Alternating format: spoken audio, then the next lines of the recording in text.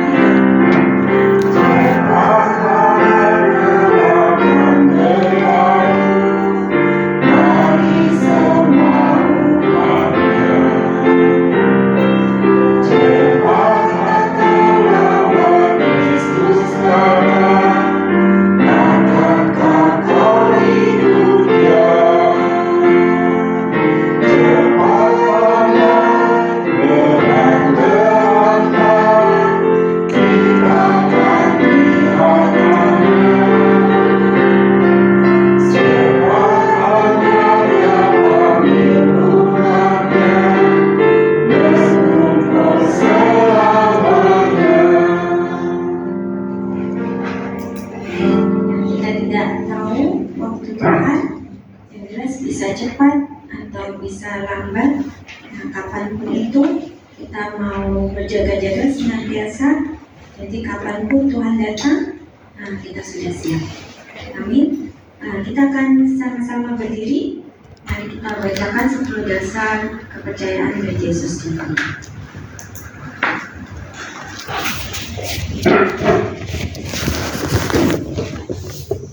Dasar kepercayaan gereja Yesus Kristi. 1. Percaya bahwa Yesus adalah Firman yang menjadi manusia.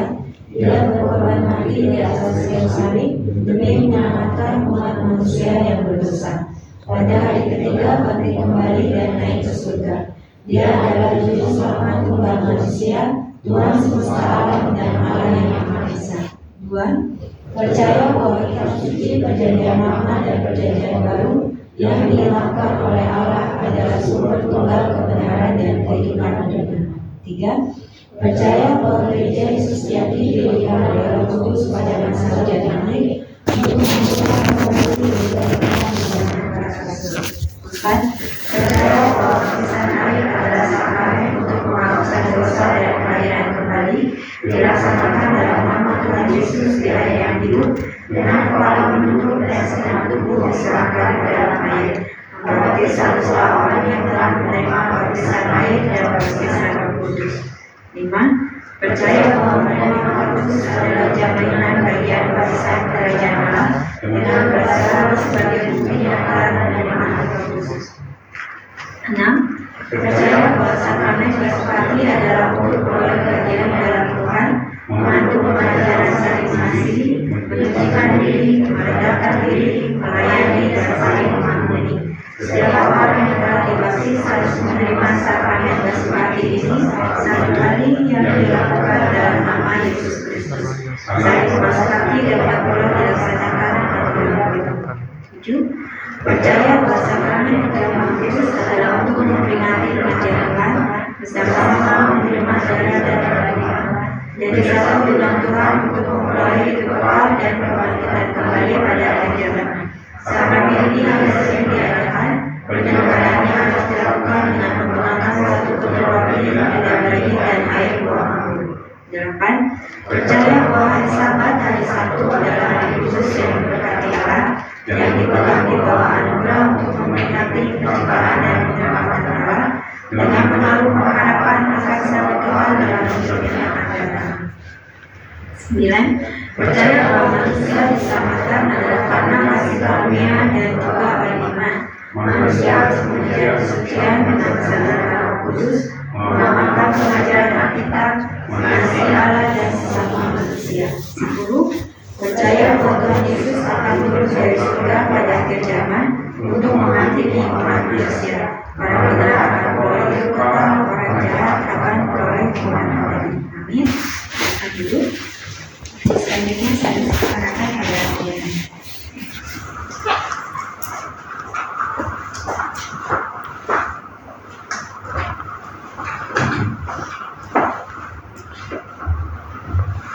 Sebelum kita sama-sama kita akan lanjutkan ibadah kita pada sore hari ini, kita akan tundukkan kepala berdoa kena selamatnya.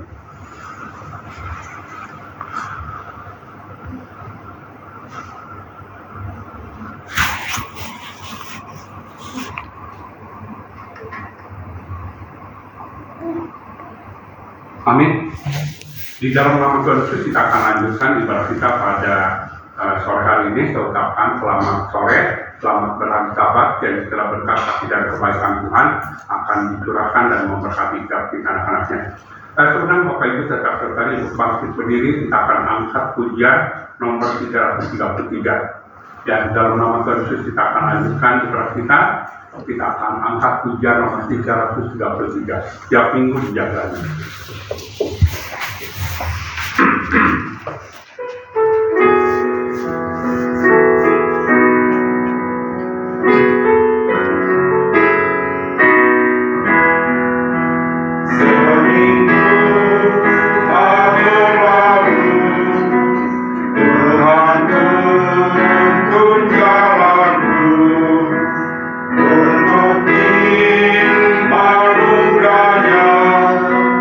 Di bawahnya yang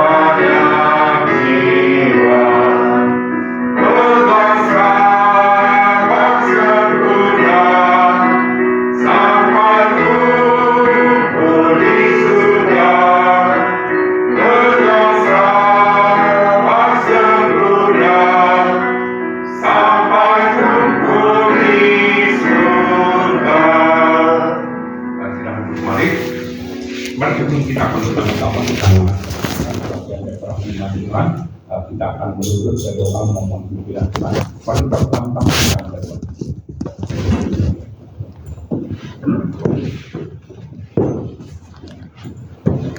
Haleluya, di dalam nama Tuhan Yesus kami panjatkan doa, kami mengucap puji dan syukur dan terima kasih kami kepada ya Bapa atas segala berkat kasih dan kebaikan-Mu yang dilimpahkan curahkan menjaga memelihara memberkati setiap kami yang akan datang.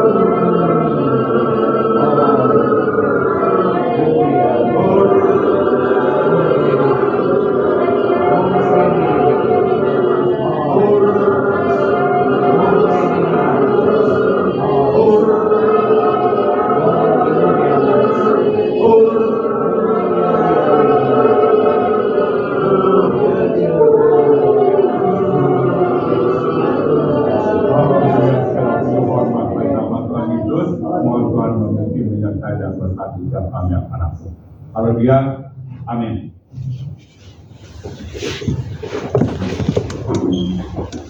Jangan lupa lagi. Selamat sore Bapak Ibu dan puji Tuhan kalau pada sore hari ini ya kita bersama-sama kita bersyukur, kita berhimpun dan kita beribadah menyembah para Tuhan. Baik, di dalam nama Tuhan Yesus hari ini saya akan menyampaikan firman Tuhan dengan sebuah judul perjalanan menuju kekekalan. Mari kita lihat di dalam 1 Korintus pasal 2 ayat yang ke-9. 1 Korintus pasal 2 ayat yang ke-9. Tetapi seperti ada tertulis, apa yang tidak pernah dilihat oleh mata dan tidak pernah didengar oleh telinga dan yang tidak pernah timbul di dalam hati manusia, semua yang disediakan Allah untuk mereka yang mengasihi Dia. Bapak Ibu saudara-saudari, beberapa orang pernah menyaksikan tentang surga yang Tuhan berikan, ya, dan gambaran daripada surga yang Tuhan sediakan untuk orang-orang yang diselamatkan adalah sesuatu yang sangat menakjubkan.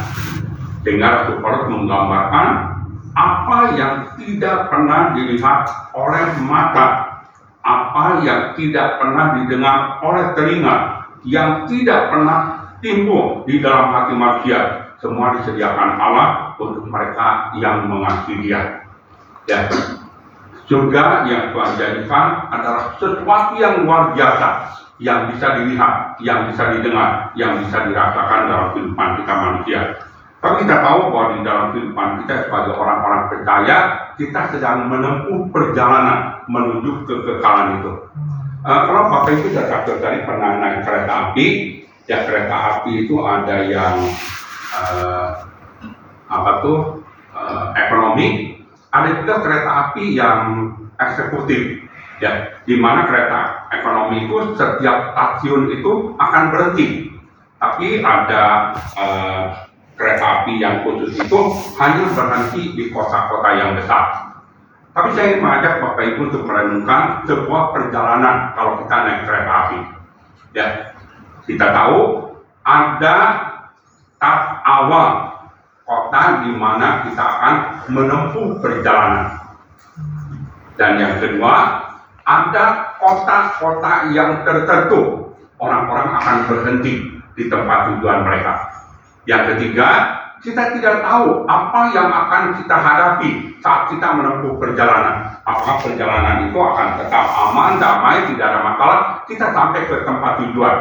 Dan yang keempat adalah kita ingin mencapai garis akhir tujuan yang kita harapkan. Nah, Bapak Ibu saudara-saudari, saat kita menjalani kehidupan ini, apa yang harus kita hadapi? Yang pertama adalah tidak setiap orang itu bisa sampai ke tempat tujuan. Ada yang mungkin perjalanan singkat, mereka harus turun. Ada yang perjalanan lebih jauh sedikit, mereka harus turun. Tapi ada juga orang-orang yang tertentu mencapai tujuan akhir seperti yang mereka harapkan. Saya sebagai seorang hamba Tuhan yang melayani ya selama hampir 40 tahun, saya pernah mengetahui ada saudara-saudari seiman kita yang punya baby di dalam kandungan meninggal. Saya pernah melihat juga ada saudara-saudari seiman di mana anaknya lahir tidak berapa lama kemudian meninggal. Ada juga anak-anak mungkin usia 5-10 tahun dan kemudian dipanggil pulang oleh Tuhan. Ada juga mereka yang berusia remaja, mereka dipanggil pulang oleh Tuhan. Banyak juga di antara mereka yang mungkin usia produktif, yang 40-an, mereka dipanggil pulang oleh Tuhan. Dan tidak jarang terjadi juga ada orang yang mencapai usia yang sangat tua. Saya pernah tahu ada seorang saudara seiman kita di Jakarta, usianya 105, kemudian baru meninggal. Bapak Ibu, masa hidup setiap orang berbeda-beda.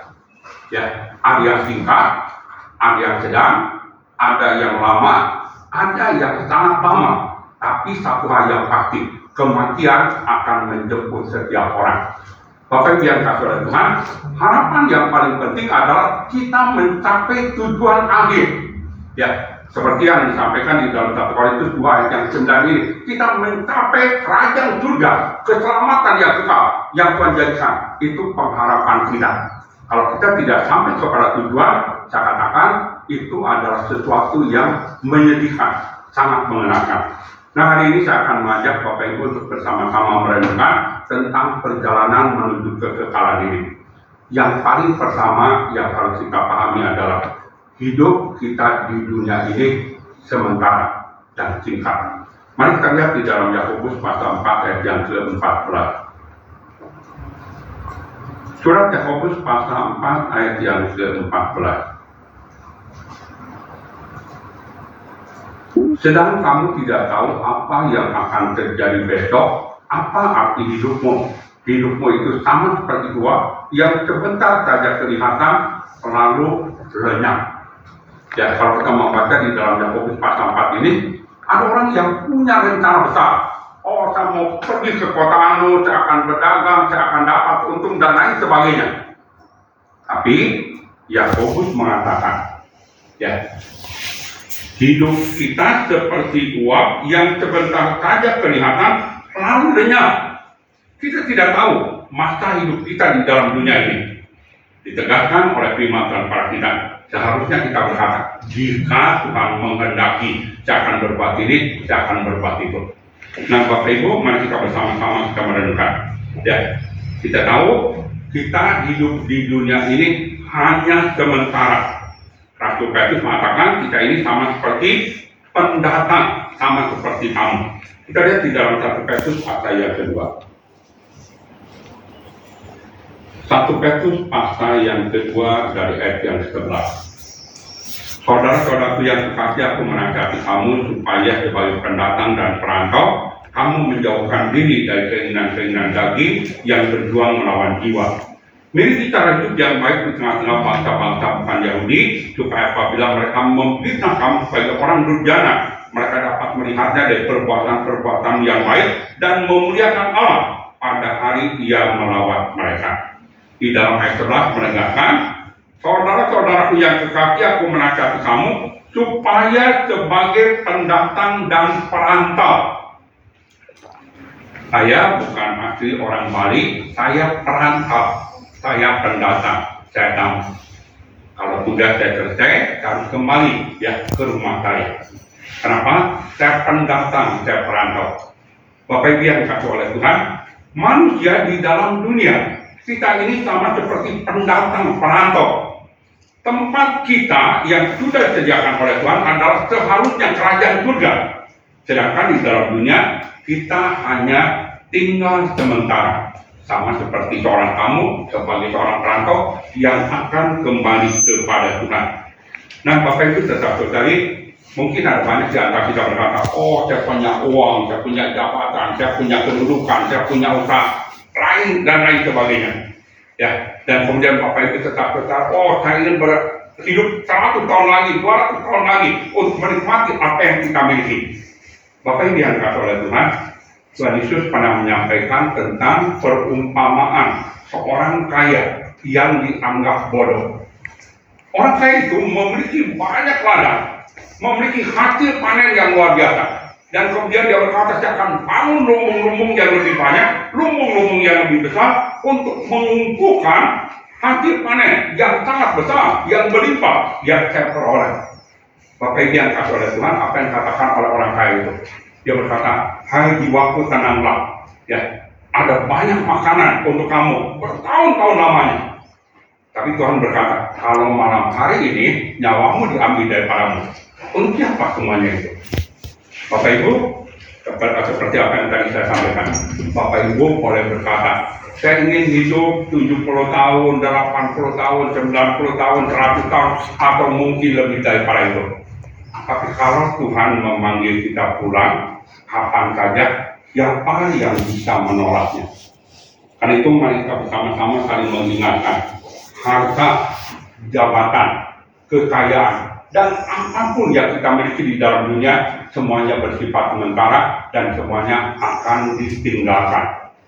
Bapak Ibu yang dikasihi oleh Tuhan, ya jangan kita berpikir, oh saya punya kekayaan dan kemudian saya akan bawa ke dalam kubur. Saya ingat beberapa puluh tahun yang lalu ada kasus yang cukup menghebohkan yang terjadi di daerah Bogor. Ya, jadi banyak sekali orang-orang kaya itu kalau mereka mau menguburkan keluarganya, mereka akan menguburkan di daerah Bogor. Ada orang-orang kaya membeli peti mati yang harganya waktu itu sampai ratusan juta.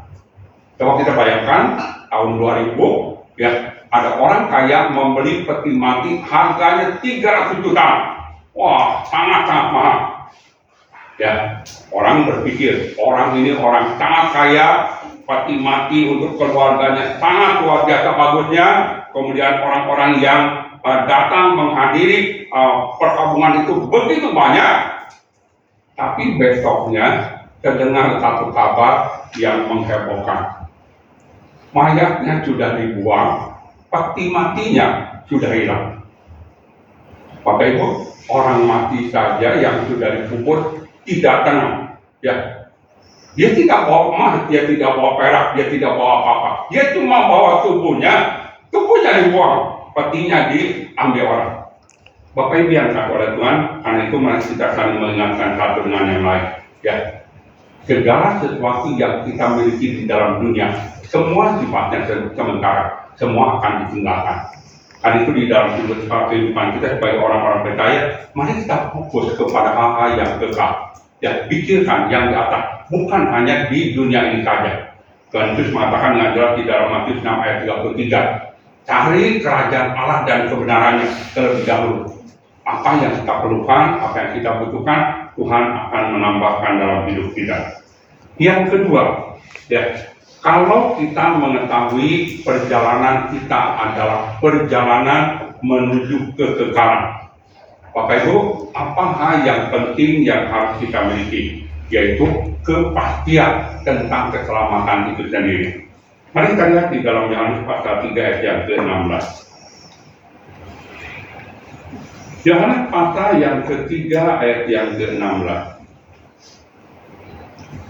Karena begitu besar kasih Allah akan dunia ini, sehingga Ia telah mengaruniakan Anaknya yang tunggal, supaya setiap orang yang percaya kepadanya tidak binasa, melainkan beroleh hidup yang kekal.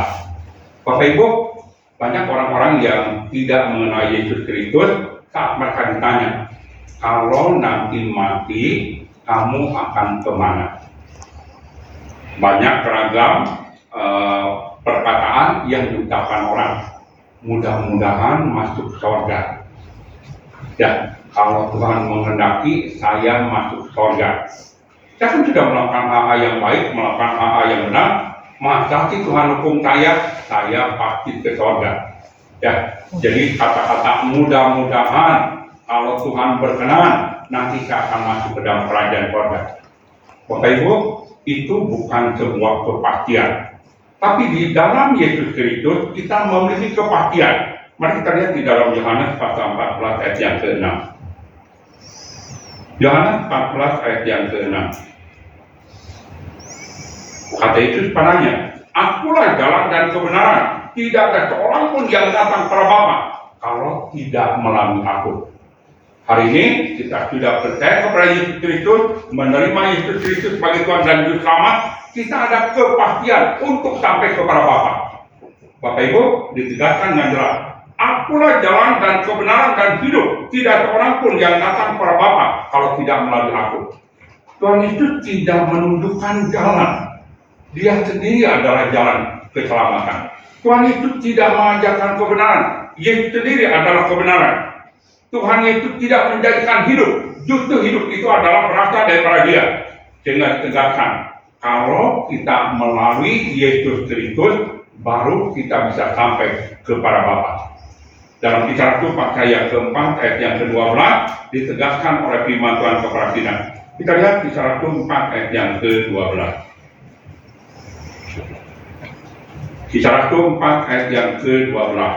Dan keselamatan tidak ada di dalam siapapun juga selain di dalam Dia. Sebab di bawah kolong langit ini tidak ada nama lain yang diberikan para manusia yang olehnya kita dapat diselamatkan. Di sini firman Tuhan menegaskan keselamatan tidak ada di dalam siapapun juga selain di dalam Dia, di dalam Yesus Kristus. Karena itu Bapak Ibu tetap sekali, kalau hari ini kita sudah percaya kepada Yesus Kristus, menerima Yesus Kristus sebagai Tuhan dan Juru Selamat, kita percaya kita sedang berjalan menuju keselamatan itu sendiri. Tapi apa yang harus kita lakukan supaya ada jaminan keselamatan itu? Kita lihat di dalam Titus pasal 3. Titus pasal yang ketiga ayat yang ke-5. Titus 3 ayat 5. Pada waktu itu Dia telah menyelamatkan kita bukan karena perbuatan baik yang telah kita lakukan, tapi karena rahmat-Nya oleh permandian kelahiran kembali dan oleh pembaharuan yang dikerjakan oleh Roh Kudus.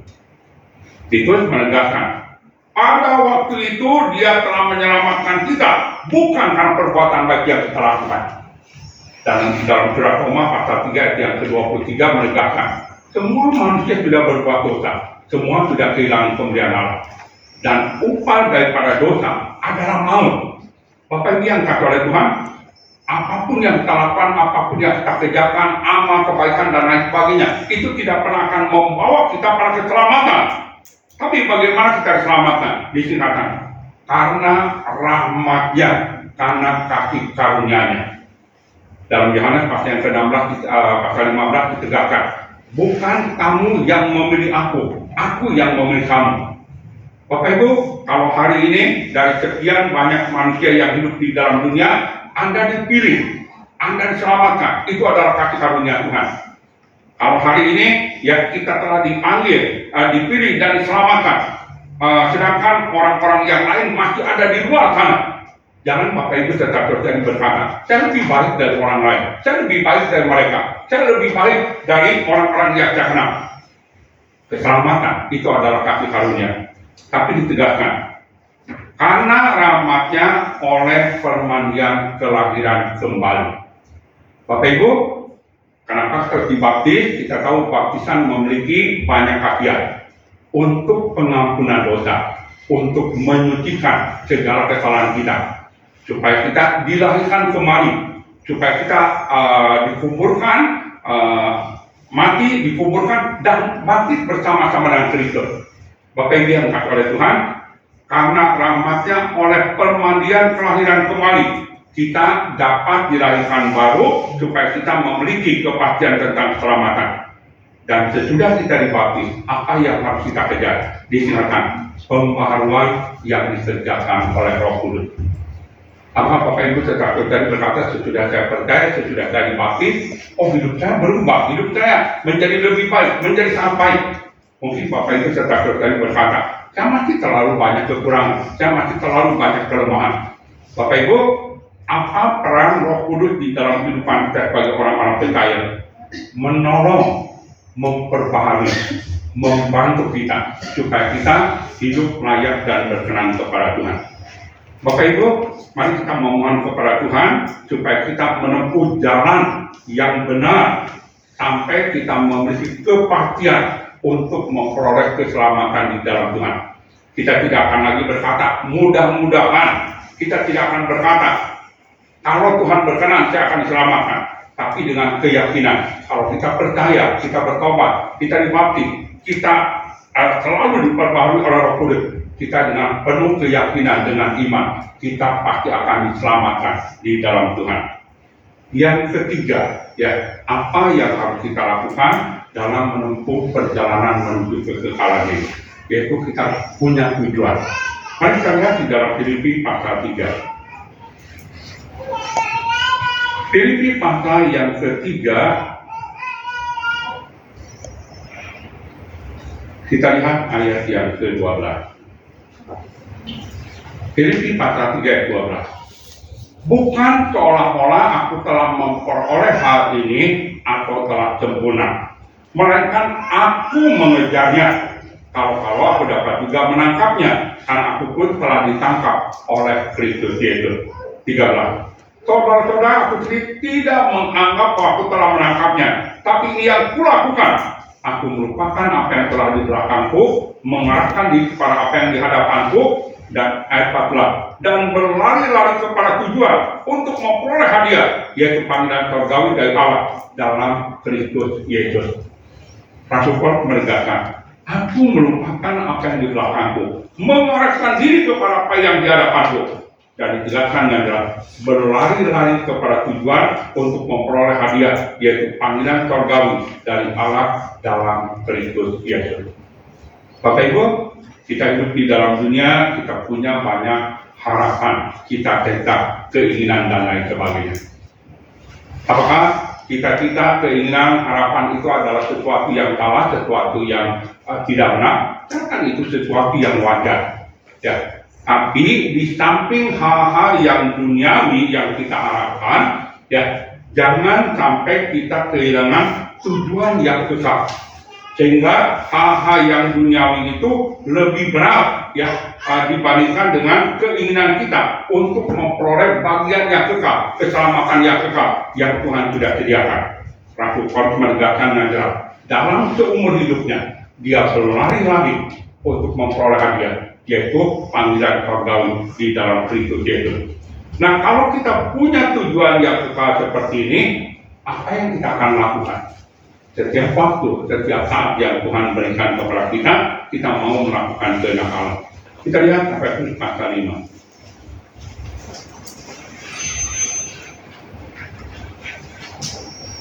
Efesus pasal 5 ayat yang ke-15. Karena itu perhatikan dengan seksama bagaimana kamu hidup, jangan seperti orang bebal, tetapi seperti orang alim. Pergunakan waktu yang ada, karena hari-hari ini adalah jahat. Sebab itu jangan kamu bodoh, tapi usahakan supaya kamu mengerti kehendak Tuhan. Bapak Ibu yang dikasihi oleh Tuhan, dalam suratnya kepada sidang jemaat Efesus, Rasul Paulus mengungkapkan bagaimana kita membedakan seorang itu bodoh, seorang itu bijak, seorang itu bebal, seorang itu bijaksana, yaitu berkaitan dengan mempergunakan waktu. Ya, dikatakan dengan jelas, sebab itu jangan kamu bodoh, usahakan supaya kamu mengerti kehendak Tuhan.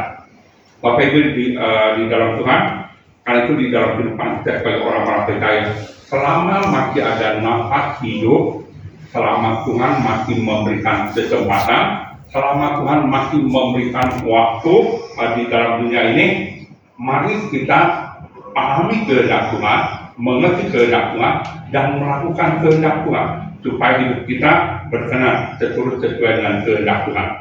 Kalau kita terus berjuang di dalam Tuhan, ya kita akan memperoleh bagian yang kekal yang Tuhan janjikan. Kita lihat 1 Korintus 15 ayat yang ke-58. 1 Korintus 15 ayat yang ke-58.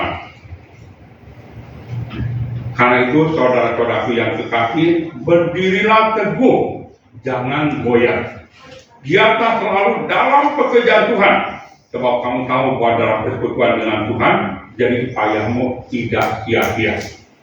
Kalau kita membaca di dalam kitab Pengkhotbah, Salomo mengungkapkan kata sia-sia atau usaha menjaring angin itu sebanyak 30 kata lebih. Ya. Mengejar harta sia-sia, mengejar ketenangan sia-sia, menulis buku sia-sia, dan lain sebagainya. Dia mengungkapkan banyak hal yang sia-sia, banyak hal seperti usaha menjaring angin. Tapi dalam kesimpulan akhirnya, Raja Salomo tahu ada sesuatu yang berarti. Kita lihat di dalam Pengkhotbah pasal yang ke-12. Kitab Pengkhotbah pasal yang ke-12. Akhir kata dari segala yang didengar ialah takutlah akan Allah, berpeganglah pada perintah-perintahnya, karena ini adalah kewajiban setiap orang. Karena Allah akan membuat setiap perbuatan ke pengadilan yang berlaku atas segala sesuatu yang tersembunyi, entah itu baik, entah itu jahat. Bapak Ibu, sekalipun dia mengungkapkan banyak kesia-siaan di dalam dunia ini, tapi dia menegaskan ada sesuatu yang tidak sia-sia. Jadi kalau kita takut akan Tuhan, berpegang pada perintah-perintahnya, maka itu adalah sesuatu yang berarti, yang berharga, yang kita bisa lakukan di dalam kehidupan kita sebagai anak-anak Tuhan. Karena itu seperti apa yang diucapkan oleh Rasul Paulus di dalam 1 Korintus 15 ayat yang ke-58 yang sudah kita baca itu. Kita hendaknya berdiri teguh, jangan goyah menghadapi situasi dan keadaan seperti apapun. Hendaknya kita bergiat di dalam Tuhan, karena kita tahu persekutuan dengan Tuhan tidak pernah akan menjadi sia-sia, tidak pernah kosong dalam hidup kita. Bapak Ibu, kalau kita punya tujuan yang kekal, ya kita akan menjalaninya dengan sebaik-baiknya sampai kita mencapai tujuan yang kita harapkan. Yang keempat, untuk menempuh perjalanan menuju kekekalan ini, kita tahu banyak godaan, banyak halangan, ya, banyak cobaan yang mungkin kita akan hadapi di dalam perjalanan hidup kita. Mari kita lihat di dalam 1 Petrus pasal 5 ayat yang ke-8. 1 Petrus pasal yang ke-5 ayat yang ke-8. Sadarlah dan berjaga-jagalah, lawanmu si iblis berjalan keliling sama seperti singa yang mengaum-ngaum dan mencari orang yang dapat ditelannya. Bapak Ibu, iblis ya telah mendapatkan vonis daripada Tuhan, yaitu kematian yang kekal. Tapi ada satu hal yang pasti, iblis dia tidak mau bahwa dia dengan pengikut-pengikutnya saja yang akan masuk ke dalam api neraka yang kekal yang Tuhan sediakan untuk menghukum mereka. Dia pun menginginkan manusia untuk ikut dibawa oleh dia masuk ke dalam api yang kekal itu. Sehingga apa yang dilakukan oleh iblis?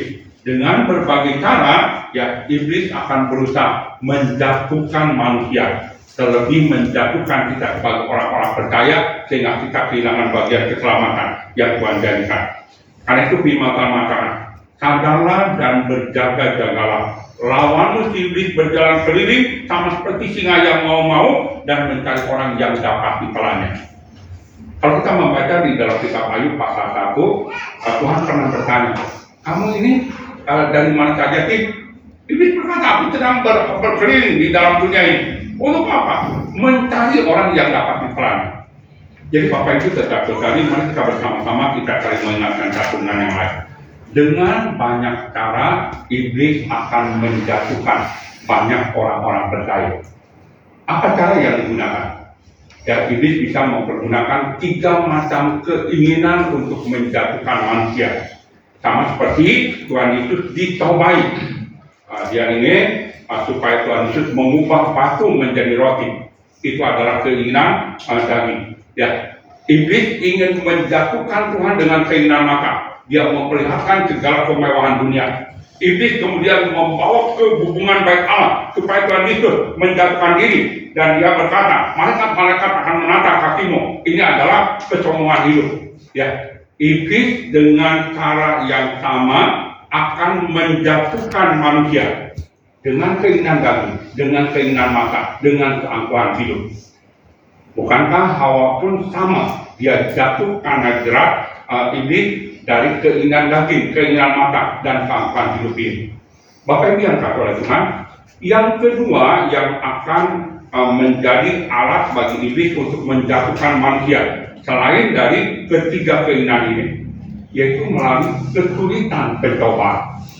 Bapak Ibu yang dikasihi oleh Tuhan, kita tahu bagaimana Ayub mengalami kesulitan pencobaan yang sangat berat.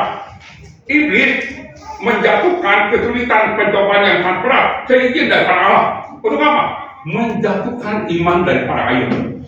Mungkin ada di antara Bapak Ibu tetap berkata, tubuh saya ada masalah, ekonomi saya ada masalah, keluarga saya ada masalah. Banyak masalah yang terjadi dalam kehidupan kita. Kalau kita tidak berhati-hati, hal-hal yang seperti itu mungkin akan membuat kita kecewa. Kecewa terhadap masalah kita, kecewa akan kesulitan kita, dan kemudian akhirnya berubah menjadi kekecewaan kepada Tuhan. Dan kemudian orang yang kecewa kepada Tuhan bisa saja menjauhkan diri dari Tuhan. Yang ketiga, ya, iblis akan mencoba untuk menjatuhkan manusia, yaitu melalui tekanan kekerasan. Kita tahu di dalam Kisah pasal yang kedua, Petrus berkhotbah, ada 3.000 orang yang dipertobatkan. Dan kemudian kita melihat jemaat bertumbuh, jemaat berkembang. Tapi akan dilakukan dan diperbuat oleh iblis untuk menghalangi pekerjaan Tuhan, yaitu dengan menganiaya jemaat, menangkap rasul-rasul, dia menganiaya rasul-rasul, menekan rasul-rasul dengan maksud supaya mereka mengingkari iman mereka kepada Tuhan. Tapi bersyukur pada Tuhan, Petrus dan Yohanes yang ditangkap, bahkan yang dipenjarakan, yang diserang oleh orang-orang berdosa, saat mereka dianiaya dan didesak untuk menyangkal nama Yesus. Petrus dan Yohanes berkata, Tuhan, silakan pilih kepada siapa kami harus takut, kepada Allah atau kepada manusia. Mereka menegaskan, mereka lebih takut kepada Allah daripada kepada manusia, dan mereka tidak gentar untuk terus memberitakan Injil Yesus Kristus. Bapak Ibu, pencobaan dapat menjatuhkan orang-orang percaya. Kesusahan bisa menjatuhkan orang-orang yang percaya. Tekanan, aniaya bisa menjatuhkan orang-orang percaya. Dan itu di dalam kehidupan kita sebagai anak-anak Tuhan, mari kita terus bertekun di dalam doa. Ya, kita saling mendoakan, saling menguatkan, saling menasihati di dalam Tuhan, supaya kita bertahan apapun yang kita hadapi di dalam kehidupan kita. Yang terakhir, ya, bagaimana perjalanan menuju kekekalan itu harus kita jalani. Bapak Ibu yang dikasihi oleh Tuhan, sekarang setiap kita anak-anak Tuhan, kita menantikan kedatangan Tuhan. Tapi saya tidak tahu bagaimana sikap kita, reaksi kita menanti kedatangan Tuhan ini. Kalau kita mendengar, Tuhan akan segera datang, Tuhan akan segera datang, ya, mungkin Bapak Ibu tetap sekali melihat banyak tanda-tanda di dalam dunia yang menunjukkan Tuhan akan segera datang. Mungkin kita melihat terjadi peperangan di mana-mana yang menunjukkan Tuhan akan segera datang. Kira-kira bagaimana sikap kita saat kita mengetahui Tuhan akan segera datang? Ada beberapa orang yang berkata, Tuhan, kenapa nggak tunda waktu lagi? Beri waktu, beri kesempatan. Jangan datang segera, nanti saja. Bapak Ibu, ada orang-orang yang tertentu berkata, kenapa Tuhan harus datang? Ya, saya masih menikmati hidup di dalam dunia ini. Oh, saya masih bisa menikmati uang saya, ketenangan saya, harta saya, dan lain sebagainya. Tuhan nggak datang, nggak apa-apa kok. Ya, tapi ada orang-orang yang tertentu berkata, Tuhan Yesus segeralah datang. Mari kita lihat di dalam Wahyu pasal 22. Wahyu pasal yang ke-22. Kita lihat di dalam ayat yang ke-20. Wahyu 22 ayat yang ke-20. Ia yang memberi kesaksian tentang semuanya ini berfirman, ya, aku datang segera. Amin. Datanglah Tuhan Yesus. Bapak Ibu, sidang jemaat yang mendengar kesaksian bahwa dia akan segera datang, berkata, amin. Datanglah Tuhan Yesus. Bapak Ibu yang kasih oleh Tuhan, ada banyak orang yang tahu saat dan waktu kedatangan Tuhan sudah dekat. Mereka dengan sukacita, mereka dengan sangat bergembira, menantikan saat dan waktu Tuhan akan datang kembali. Karena mereka tahu, ya, saat Tuhan datang kembali, ada berkat-berkat yang luar biasa yang Tuhan sediakan. Dia memang akan menghakimi dunia, dia akan menghukum orang-orang berdosa, tapi orang-orang yang percaya akan diangkat di dalam awan-awan, dan kemudian kita akan dibawa ke dalam kerajaan surga yang kekal yang Tuhan sudah sediakan. Kita lihat di dalam 1 Tesalonika pasal yang ke-4.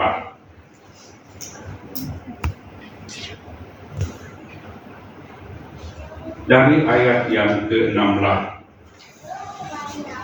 Sebab pada waktu tanda diberi, yaitu waktu penghulu malaikat berseru dan sangkakala berbunyi, maka Tuhan sendiri akan turun dari sorga, dan mereka yang mati dalam Kristus akan lebih dahulu bangkit.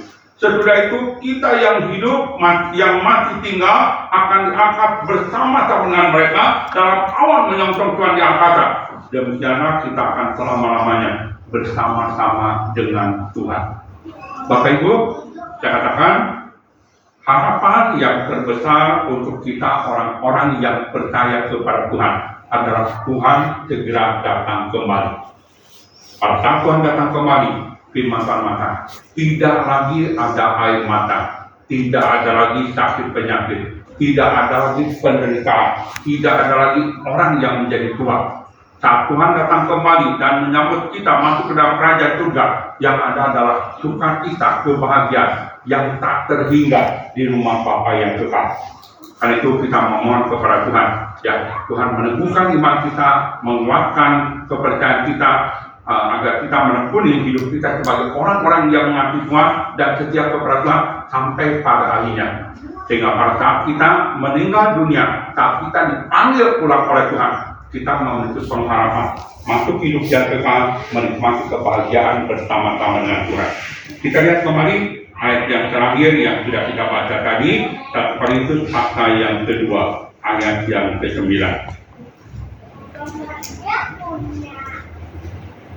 1 Korintus pasal 2 ayat yang ke-9.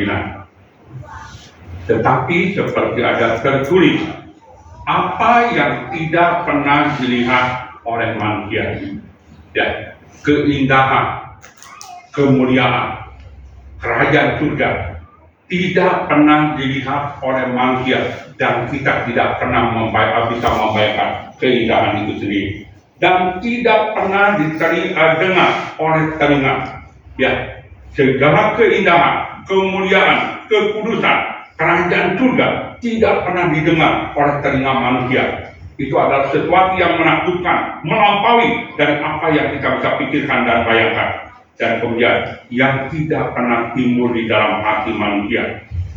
Sekali lagi, yang tidak pernah kita pikirkan, yang tidak pernah kita bayangkan. Gambaran yang melampaui segala sesuatu yang sangat mulia, yang agung, itu yang disediakan oleh Tuhan. Ditegaskan oleh firman Tuhan. Semuanya itu disediakan Allah untuk saya, untuk Anda, untuk kita semua yang telah diselamatkan layak masuk ke dalam kerajaan surga yang kekal. Mohon Tuhan membantu menolong setiap kita anak-anaknya agar kita dengan hati yang mengasihi Tuhan, hati yang setia kepada Tuhan, kita bisa menjalani hidup kita sebagai orang-orang percaya yang dengan segenap hati kita bersama-sama berjalan menuju keselamatan yang kekal. Tuhan memberkati. Amin. Kita angkat pujian yang terakhir 201.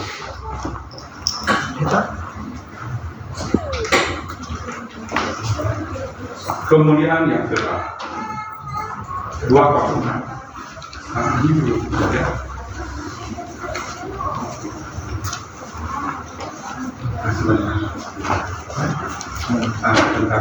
Oke, disiapin ini.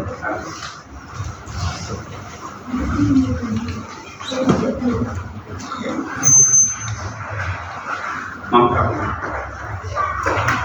Hari ini adalah minggu yang ketiga, saya kira minggu yang kedua.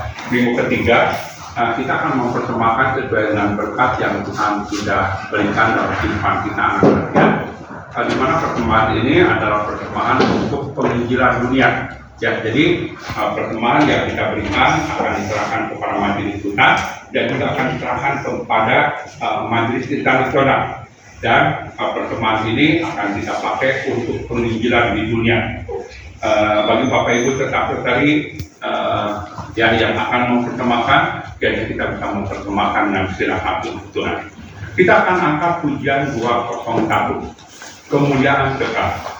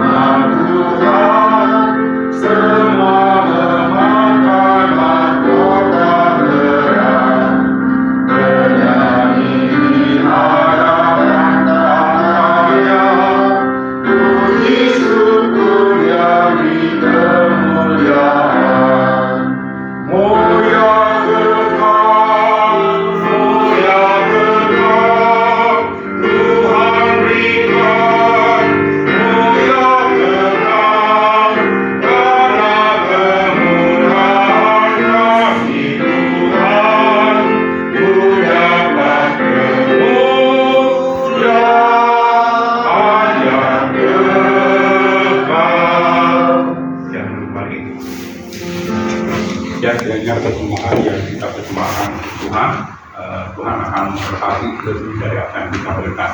Mari kita bersama-sama kita akan mengakhiri ibadah kita dengan bersyukur dan kita akan berdoa. dalam doa kita akan berdoa untuk pertemuan gereja kita di berbagai tempat, khususnya di Bali ini. Dan juga kita akan saling mendoakan satu dengan yang lain, dikasihkan diteguhkan, dikuatkan di dalam Tuhan. Kita juga bagi mereka yang sakit, yang lemah, yang berbeban berat, ya terutama kita akan doakan untuk kesehatan kaki dari ibu ini. Mohon Tuhan segera memberikan pemulihan. Kita akan mendoakan satu dengan yang lain, dan kita akan mengucap syukur. Kita berdoa sama